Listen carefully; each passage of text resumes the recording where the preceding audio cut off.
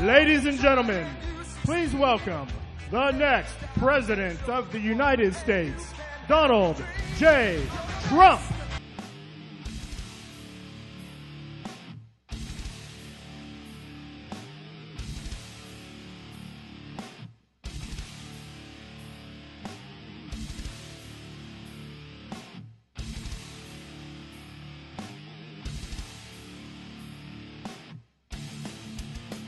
Wow. That is so nice. Thank you. Thank you. Wow. You know, and I say it, the silent majority is back.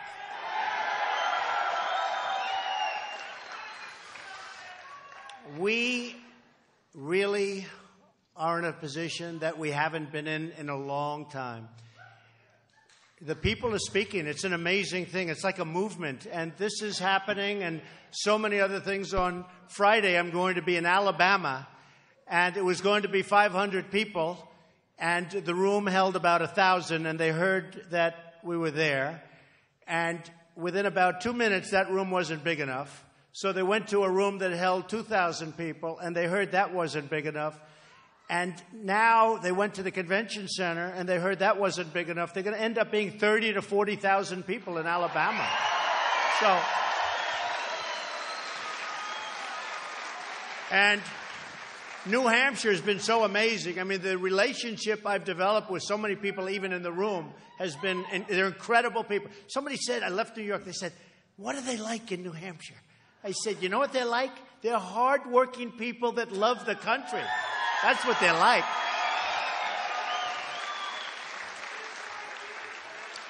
And you know, right down the road, thank you, right down the road, we have Jeb. Very small crowd. We have 2,500. You have the best real estate, by the way. You have the best real estate. There are other rooms. They have the overflow rooms all over this building. They have closed-circuit television. There are people outside with speakers. So I give you credit, and to the other folks, I have to say, we love you equally as much, but the next time you're going to get here a little bit earlier, right? Something like that. But, you know, I look at what's wrong with even our party. And the other day, and I say it very strongly, I heard that Jeb Bush, that Marco Rubio, that Governor Walker, Who? That's what they're saying. Who? They're going to spend a huge amount of money on fighting Trump. And I say, I think that's okay. Does it matter? Haven't you sort of heard everything already? It's like sort of like getting boring. But they, you know, Jeb has $114 million. The others have a lot. Hillary has 60. I think Hillary's in big trouble, by the way, folks. Big trouble.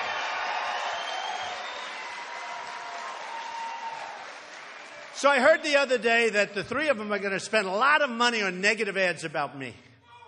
So I think, you know, you can listen, you're fired. But I just heard it. They said they're going to spend, I love these rowdy crowds. Isn't it great? There's spirit. There's spirit.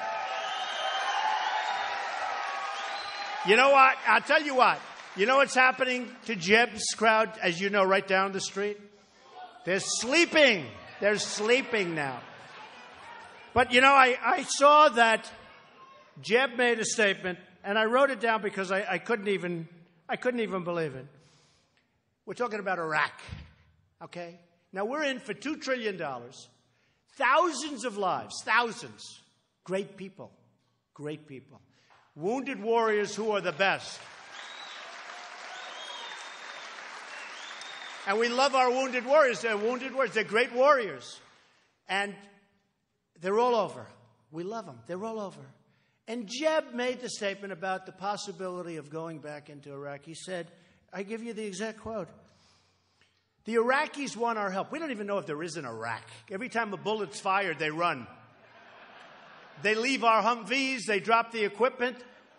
You know, the enemy has our best equipment. We have the old stuff. So he said, the Iraqis want our help. Now listen to this. This is after all we've spent. They want to know that we have skin in the game. Can you believe it? after years of fighting, unsuccessfully because of the way we fight, I mean, can you believe skin in the game? And I thought that was incredibly dumb. As dumb as on immigration, an act of love. It's an act of love when they come in. It's an act of love. Or a belief in Common Core. And the reason I talk about Jeb is, he was supposed to do well in New Hampshire. He's, going down like a rock. But how the hell does he do? How does he do well? Between Common Core, which he desperately wants, that means your children are going to be educated by the bureaucrats in Washington. I think New Hampshire wants to educate their children locally. Do we agree with that? Do we agree?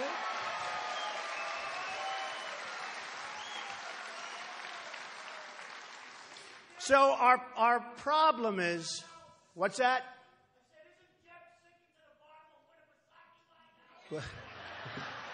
Oh, my group. These are my people. These are my people.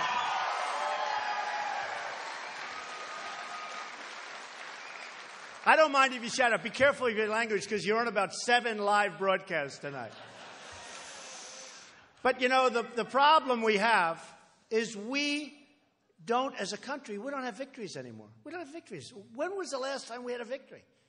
We make this horrible deal with Iran, which is a disgrace. And by the way, could be one of the worst deals, depending on what ultimately happens. It could go down as one of the worst deals in history.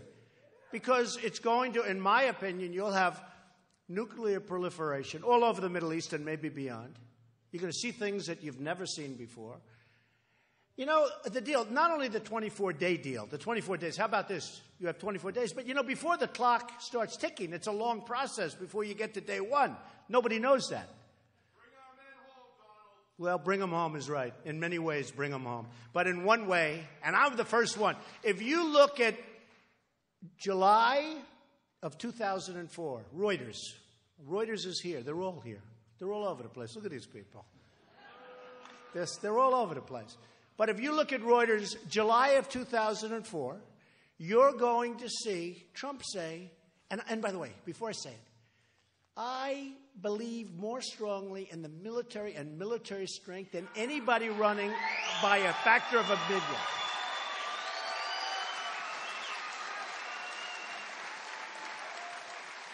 And in the recent big CNN poll that was just came out yesterday, they said in terms of the economy and jobs, Trump is like, forget it, so far ahead, many, many times ahead. And I was so happy to see in terms of security and ISIS, I was way ahead of everybody else. Because I think, we all know I'm going to do a good job. I'm taking the jobs back from China. I'm taking the jobs back from Japan.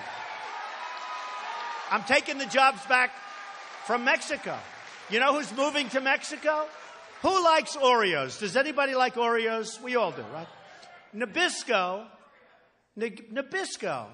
is leaving Chicago, and they're moving a big plant to Mexico. I don't like Oreos anymore, okay? No, but seriously, Nabisco. I mean, there's an American company. Ford, I tell it all the time with Ford.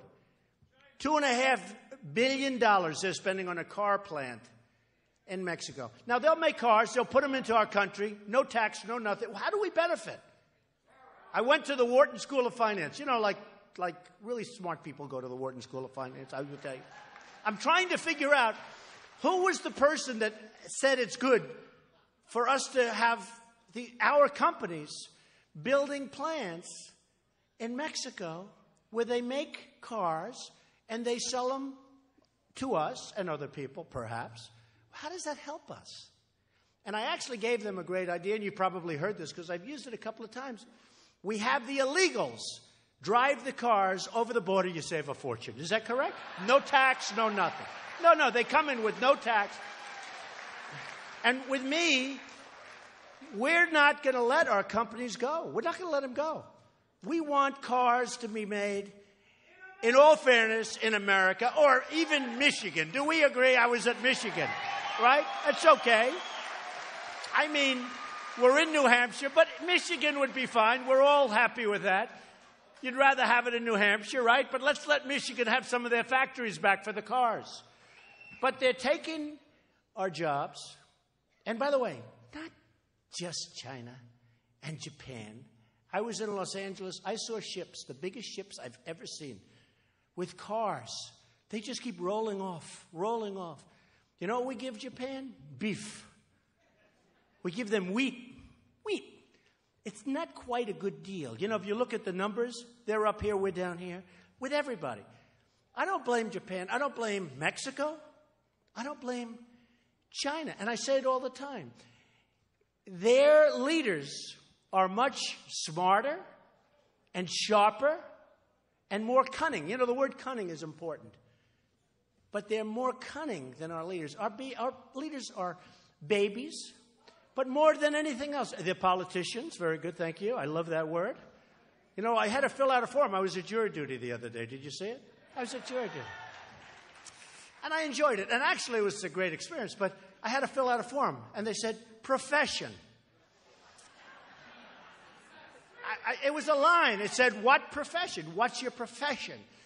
And I said, I refuse to say I'm a politician. I can't say it. So if you people don't mind, you know what I did? I put real estate, okay? I just couldn't say these politicians, oh, I can't take them. Now, I've dealt with them all my life. I've dealt with them all my life.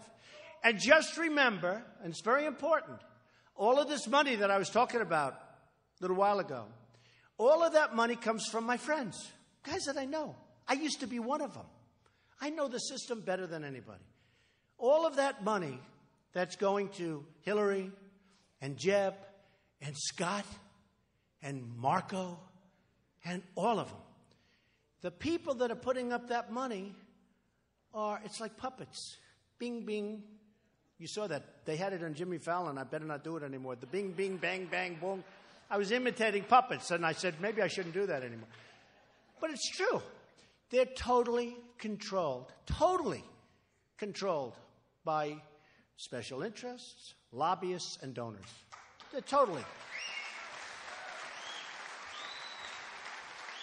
And those people, I mean, actually, they do like me. You know, those people, they're friends of mine in many cases. Some cases, they're enemies. Some of them are terrible people, but I know them. But I know them all. You know, I see the Hamptons and on Fifth Avenue and Park Avenue and all these great locations, they're having parties. Well, when a guy gives $1 million, and much more than that, you know, some give much more, but do you think they're talking about, like, nothing? They're talking turkey. They're talking lots of different things. And with me, I don't need anybody's money. I don't want anybody's money. So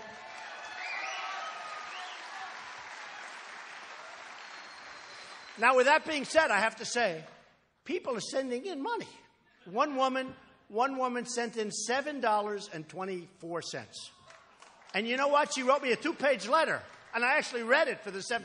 You know, the guys that want to give me $1 million, I said, oh, forget it. Who cares? You know, I know these guys. They're not good people, but some of them are okay. But the woman writes me a beautiful letter, how she wants to see our country, she was 84 years old, how she wants to see our country. Another one sent me $17 and $22. And you know, it's really an amazing thing. And I love that in a way because it's like it's not going to mean much in terms of dollars, but they're investing in the campaign. They're investing it with their heart. They're not saying you have to give me an ambassadorship. You have to do something bad for the country. You have to let Ford go into Mexico. You have to approve the Nabisco deal. You have to do all of this stuff. It's all deals. It's all deals. And it's not good. Thank you. And it's not good. And we got to stop it. We got to stop it. So we're going to take some questions. You know, thank you. We're going to take some questions. I'll tell you what. So this was a town hall. They call it a town hall. I never saw a town hall with 2,500 people sitting in the theater. But we're going to call it a town hall, right?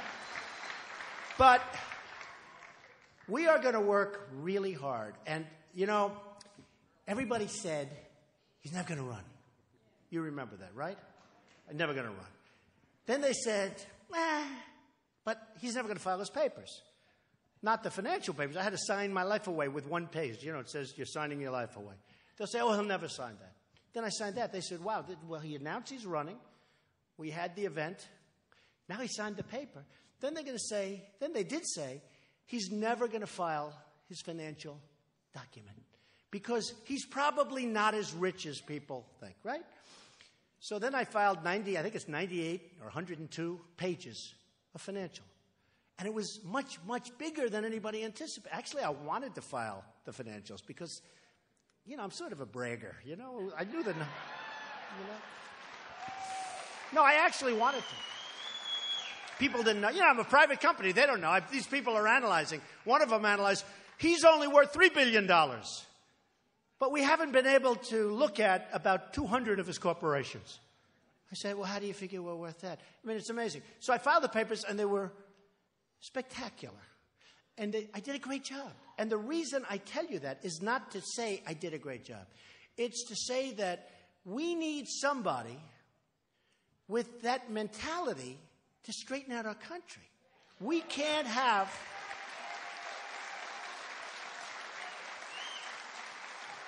We just can't have these people that don't know what they're doing on all of these deals. As an example, I call Carl Icahn, who's a great guy.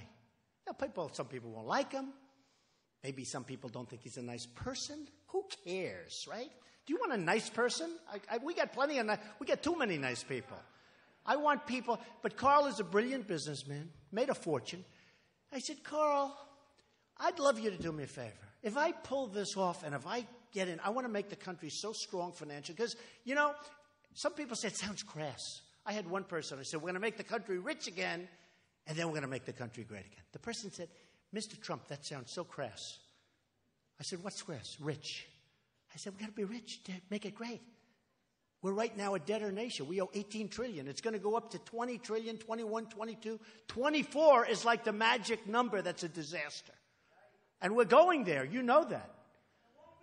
And we need, it won't be long, we need this kind of a mentality to make great deals. An example, it's not financial, but it's the same thinking. The Iran deal, we all know about it. Everybody's talking about it. Everybody thinks it's bad. It's so bad. It's so bad. But take Sergeant Bergdahl. Does anybody remember that name? So this is the way we think. So we get a traitor named Bergdahl, a dirty, rotten traitor, who, by the way, when he deserted, 6 young, beautiful people were killed trying to find him, right? And you don't even hear about him anymore. Somebody said the other day, well, he had some psychological problems. Well, in the old days, bing, bong, when we were strong. So we get Bergdahl, a traitor, and they get 5 of the people that they most wanted anywhere in the world, 5 killers that are right now back on the battlefield doing a job. That's the kind of deals we make. That's the kind of deals we make, right? Am I right? 6 men died. That's right. Oh, probably more than that. They probably don't. And the amazing thing, I said, well, you know what? First of all, you can't do those trades. Those trades are no good to start off with. Those trades are no good. You can't do them. But they knew, because the colonel and the general went to see the people that knew Bergdahl, they knew he was a traitor before they made the deal. So I said to myself, who would make these deals? Who would do it? But that's what we have running our country. We have people that are stupid. We have people that do not have our best interests at heart. They do not have our best interests at heart. I mean, how they can allow some of these things to happen is incredible. So we'll talk about it tonight, and I have a long time. They have a huge problem at LaGuardia, so I can stay with you people as long as you want, all right? Okay? So let's take a few questions or a lot of questions, and we have microphones out in the audience. And this is really a great facility, and I want to thank the people for making it available, because this is really a great facility. Okay, where are your mics? Where are those microphones? You got them? Okay, someplace over here. Ma'am, yes, ma'am, go ahead. Okay? Oh, the young man wants to ask a question. Go ahead, you go first, we'll get you second. Hang on. Go ahead, take the mic. You can ask any question you want. Miserable, vicious, horrible. Go ahead. All right. Hand her the mic. Why don't you hand her the mic? Well, she says she has to hold it. Explain that one to me. Go ahead. Wouldn't you say that President Obama's hubris has gotten him in a lot of trouble? Wouldn't you agree with that? Well, I would say something's gotten him in trouble because we're certainly not doing very well. You know, we have 93 million people in this country that don't have a job.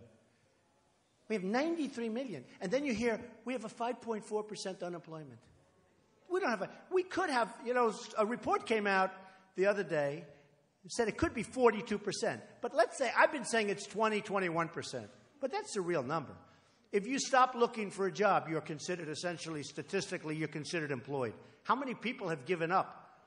And then I see this phony report, 5.4%, and you have 93 million people out of work. Go ahead. Look, I don't even want to talk about it. When you talk about Obama, I think he cares. I know he cares. He must care. Well, does he care, folks? Tell me. I thought you might say that. Go ahead. Well, here's my worry. I think he does care. Here's my concern, is that people say that you have a bit of hubris as well. I don't think I'm speaking out of line there. Right, that's okay.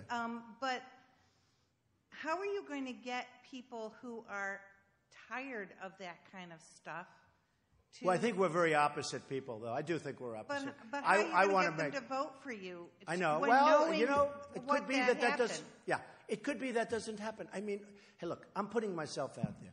It takes guts to run for president. And even these other guys, it does.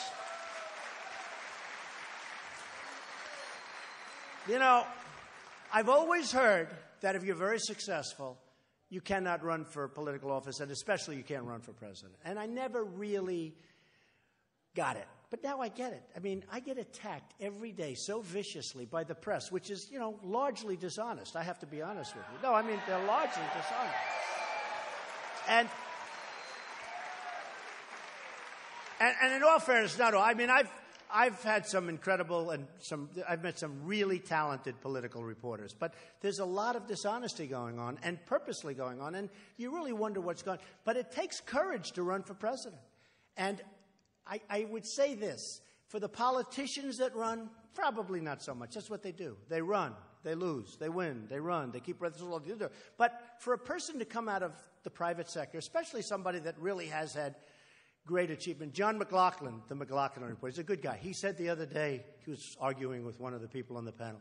He said, I don't understand you. He said, this is a man of great accomplishment or achievement. Why do you think he shouldn't run? I saw it with some of the people when I was on the debate, which, by the way, the polls all said I won the debate. Can you believe it? If you listen... And my questions were slightly harder than everybody else's. Do we agree? Okay, a little bit hard. But I've seen some of the things I've seen in the political circuit. It really does take a certain amount of courage. And when I made that decision, that final decision, I'll tell you, it went right up to the wire. I just took a deep breath. I said, here we go. And I said, ladies and gentlemen, we're going to make our country great. I'm running for president. And I just said, I've done it. Because I want to make it, I want to do something so special. And as well as I've done in business and all of that, this is so much more important, what I'm doing now. It's just so much more. I'm building buildings, and they're wonderful and great. I'm building one think of this one. I'm building one on Pennsylvania Avenue, right next to the White House, between the White House and Congress, the old post office. Okay? It's great. It's, by the way, under budget and ahead of schedule. Is that nice? Wouldn't that be, right? It'll open far ahead of schedule, under budget. It'll be one of the great hotels of the world. I love doing that. Doral in Miami, Turnberry in Scott. I mean, I do great stuff, the most I can. But that's all. This is so important. That won't even matter if our country falls apart. And our country's falling apart. And I just wanted to do this. And you mentioned wall. I mean, I will build the greatest wall that you've ever seen.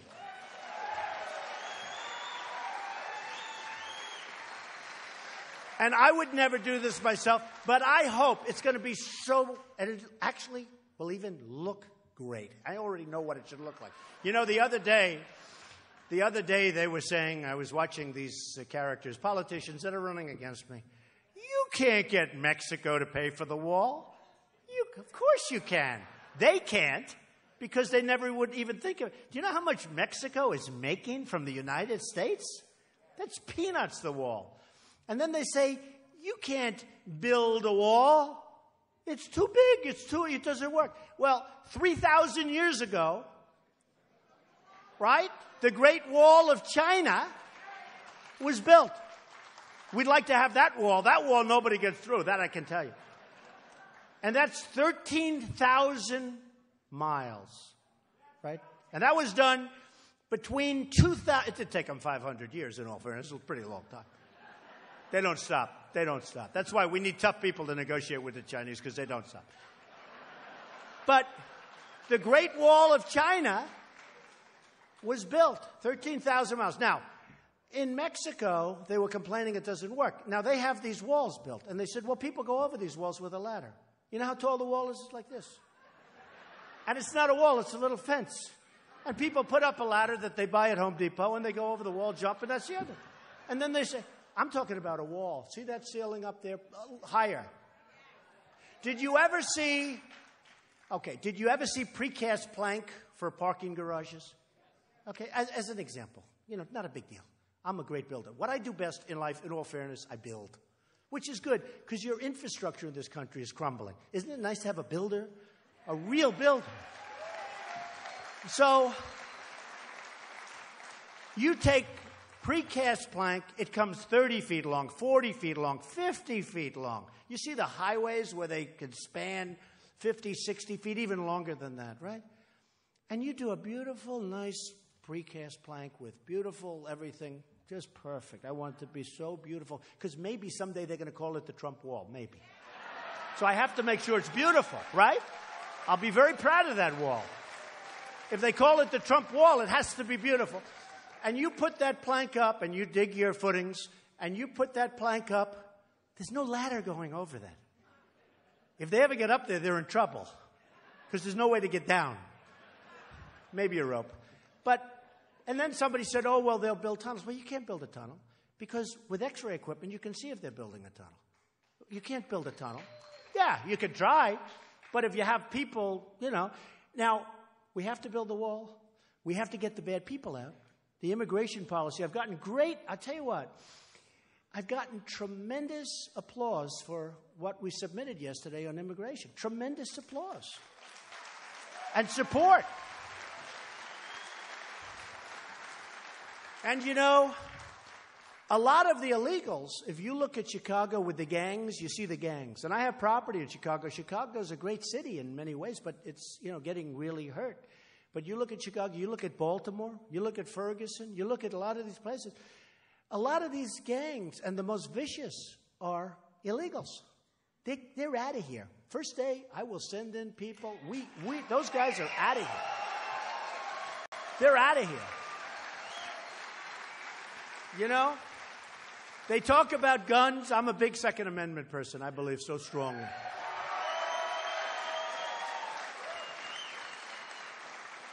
Big. But they talk about guns, and you look at Chicago. Do you know that Chicago has the toughest gun laws in the United States by far? And people getting shot with guns all over the place, okay?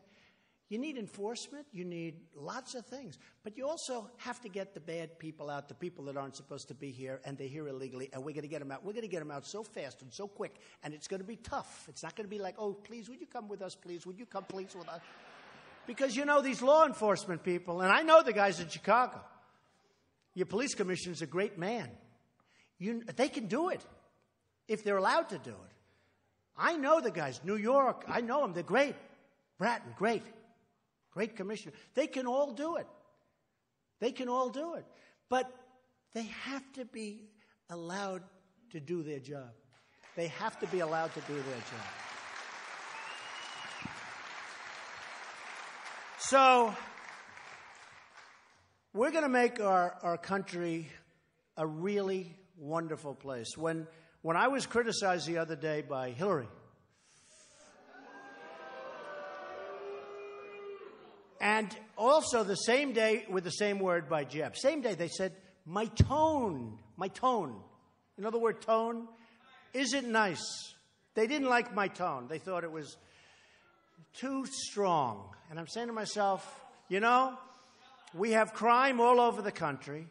We have the borders the southern border is a disaster, which, by the way, I turned out to be right. Remember the abuse I took? Rush Limbaugh said he has more incoming than any human being I've ever seen. And he didn't fold and sit down and apologize. I only apologize. I do apologize when I'm wrong. But Rush said, use the word incoming. Incoming, you know what that means from these people right here, incoming. And then it turned out that I was right. And people started to see the violence and the crime. And they saw Kate in San Francisco, a magnificent person, whose family is a great family. And they saw Jamil, and they saw so many people killed violently and viciously. The other night, the woman, 66-year-old veteran, raped, sodomized, brutally killed by an illegal immigrant. We got to stop. We got to bring back our country. We got to take it back. We got to take it back.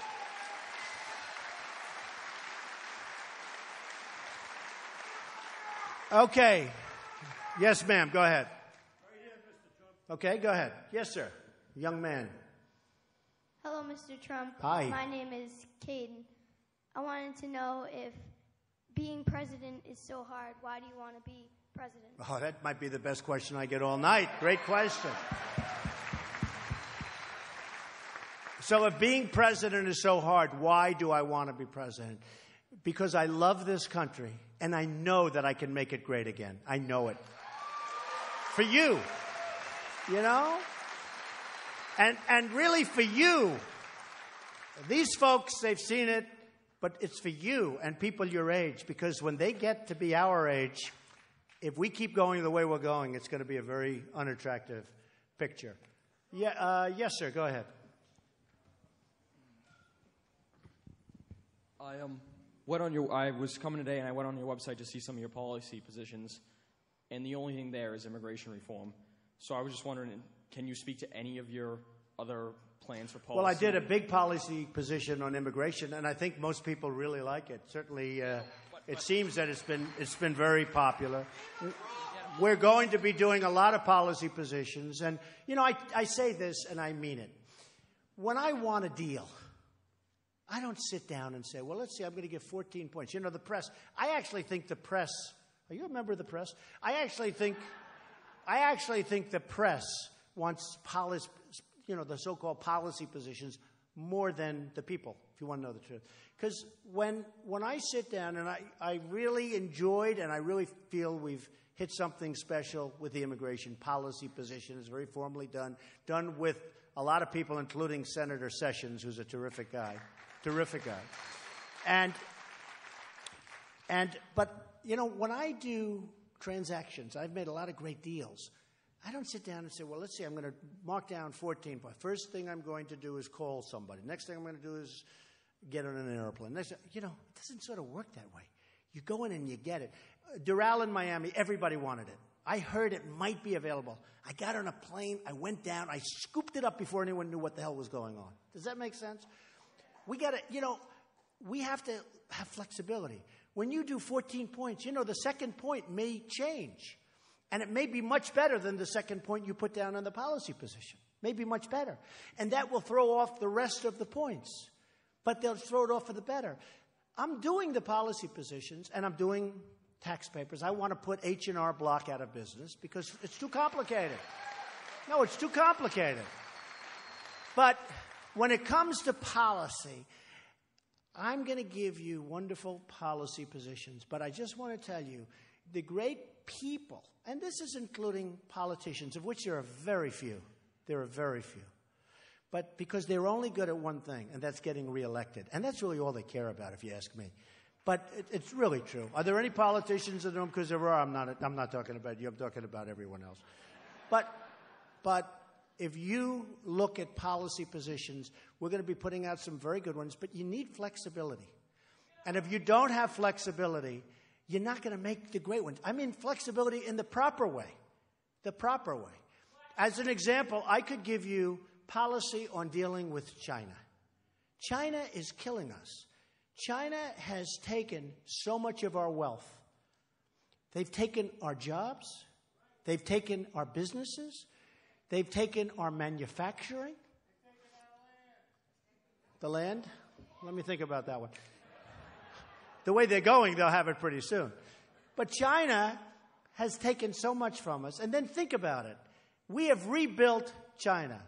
Somebody said to me, and I said, wow, that's a harsh statement. It's the greatest theft in the history of the United States. Now, I have great respect for China and their leaders. And hey, look, the largest bank in the world is from China. They're a tenant in one of my buildings. I love China. I think it's great. But we don't have the people that know what they're doing. So we have lost. You can't just go say, I want power. You go in. They just devalued their currency the other day. 2 decades, the biggest they've ever had. They're killing us. You know what that is? They call it a sucking action. Every time you see them, you know what the sucking is? They're sucking the jobs and the money right out of our country. That's what they're doing.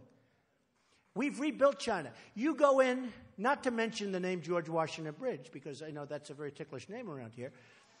But you go and you see the George Washington Bridge. They have many bridges that are bigger going up. They have bridges. They have roadways. They have airports. Other countries, same thing. And we're like a third world. Have you seen LaGuardia Airport recently? It's like a third world airport.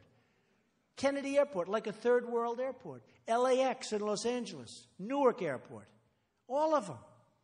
We're like third world. They're taking our jobs. They're taking our money. And here's the beauty. We owe China $1.4 trillion. So think of it. This is like a magic act. They take our jobs. They take everything. And we owe them money. How does that happen? It's magic. It's magic. On their side, not on our side. That's not going to happen with Donald Trump. That's not going to happen.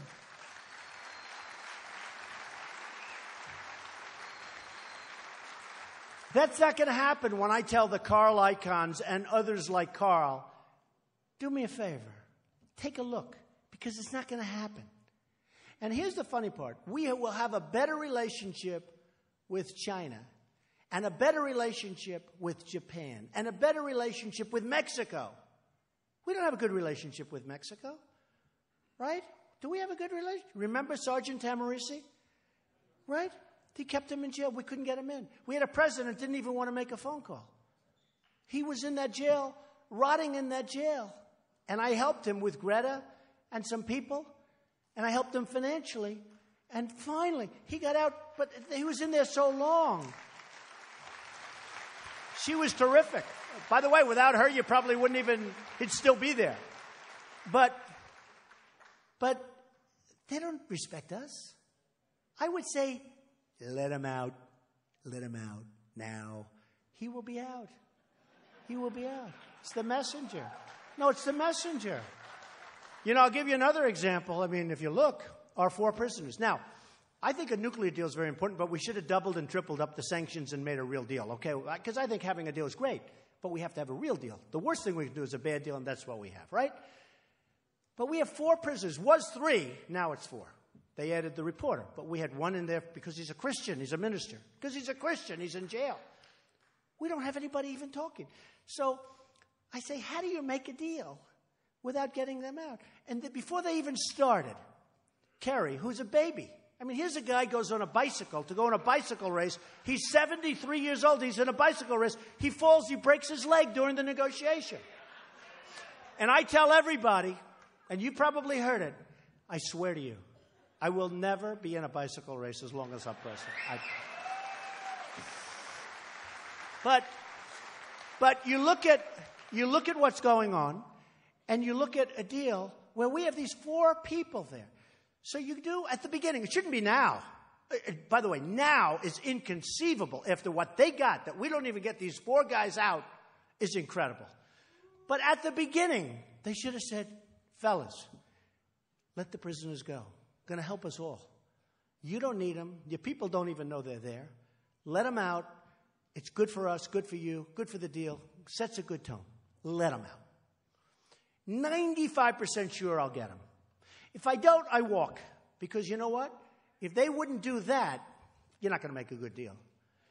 Now, Kerry and President Obama, when they asked him about the prisoners, one of our reporters, where's our CBS reporter there that did such a good job? He was very brutal, but did a very good job. He asked a simple question: what about the prisoners?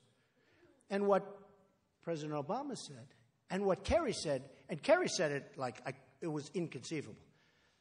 I didn't want to bring it up because I didn't want to complicate the negotiations. Do you believe this? That was his answer. He didn't want to complicate the... Where do these people come from? You know, it's interesting. We're fighting against them in Yemen. I guess in theory we're fighting against them in Syria. We're fighting all over the place. They don't want to talk about those things as part of the deal because they don't want to complicate a deal. And then you get a deal signed. They're dancing in the streets of Iran. They're calling for the destruction of Israel and the destruction of the United States. And we're saying, when do we sign? I never saw anything like it. I've never seen anything. You know, I did write The Art of the Deal. Did anybody ever hear of The Art of the Deal? Good. Bring it up. Come on. Give me that book. Nice guy. Should I sign it? Give me that book. Come on. Give me that book. See?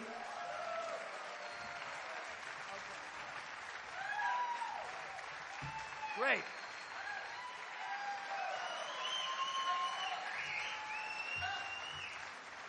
President Obama, Secretary Kerry, I highly think you should read this book quickly. Quickly! Quickly!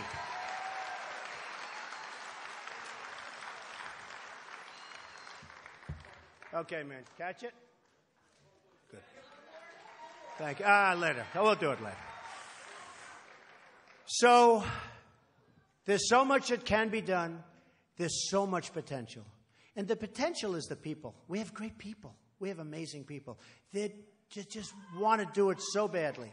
They want to do it so bad. Every time I go out, we have massive overflow crowds. Now, watch the press. So Bush had, I heard, 140, 150 people.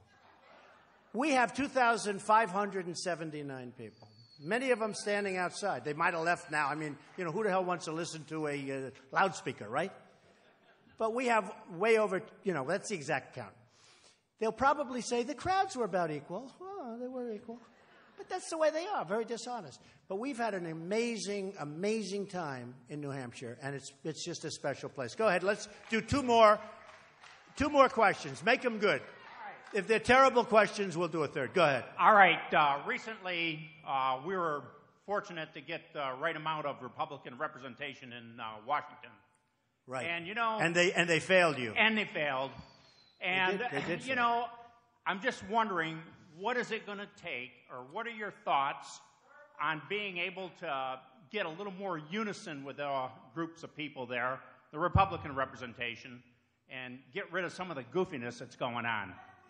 Well, it's really a, you know, I mean, some people say turbulence, but it really is something that was very sad to watch, because a lot of those people that failed to stand up were people that got elected because they were going to stand up. You're talking about certain Republican senators and congressmen, and they failed to stand up. It's almost like they get to Washington, and they're so impressed with everything, they don't want to do anything to shake things up. But I will tell you, the Republicans, in my opinion, had a great chance to end Obamacare, a great chance. And they didn't do it. They didn't have the guts to stand up. And Ted Cruz and a few of the others did, by the way. But they didn't have the guts to stand up. And I thought it was a disgrace. I thought it was absolutely a disgrace. And what I think was so bad about, you know, as I say, the last thing we need is another Bush, that Justice Roberts could have easily and should have killed Obamacare the first time and could have wounded it very badly the second time. And he was a friend of Jeb, and Jeb is the one, people don't know this, Jeb is the one that pushed him into that position. His brother's president. And they worked together. And Justice Roberts, because he wanted to be loved on the Beltway, because there was no way he could have made that decision. We're all smart people. we all have good you-know-what. There was no way he could have made that decision. And Justice Roberts had 2 chances to kill Obamacare. But in particular, the first time, it would have been killed. The second time, it would have eventually withered away. Well, we're going to get in there, and we're going to get you really great coverage at much better pricing. So much can be done. But you got to remember that. That was a Bush appointment, and how that happened was shocking to the world. Shocking to the world. And it was a wrong decision, by the way. Yes, ma'am, go ahead. Hello, Mr. Trump. Thank you for coming out here. I am a mother of 2 service members, and I'm looking for a president who will boost the morale of our military, because I just feel like they've been really trampled on the last 7 years. So I want to know if you're that president. Well, you've got the right man. Believe me. I said before to the press, and I said before to a group of our great supporters, we have a group of 25 people that have been with me from the beginning in New Hampshire, and I met with them backstage. And I will tell you, and I told them, we are going to make our military so strong and so powerful and so incredible. We're going to take care of our vets, by the way, as part of it. Big league.